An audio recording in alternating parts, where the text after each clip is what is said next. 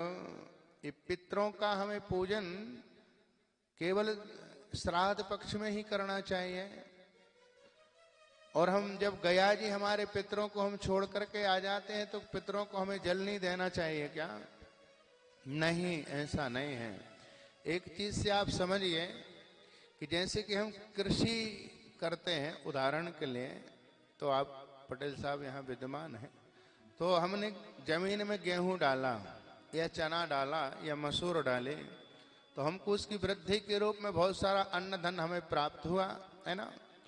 और हमने बाकी का गेहूं बेच दिया और बाकी का चना मसूर बेच दी और कुछ उसमें से बीज रख लिया ताकि अगली साल उसको हम जमीन में फिर डालें और उसके उपलक्ष्य में हमें बहुत सारा धन प्राप्त हो।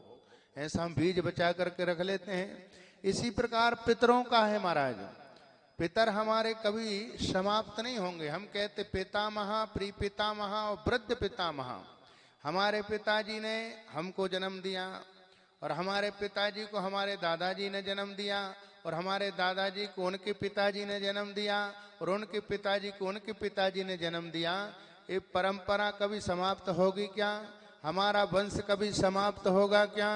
बोले भूतो ना भविष्यति। ये वृद्ध जनों की ही कृपा है, आपके यहाँ संतान की उत्पत्ति होती है, आपके यहाँ वंश की वृद्धि होती है।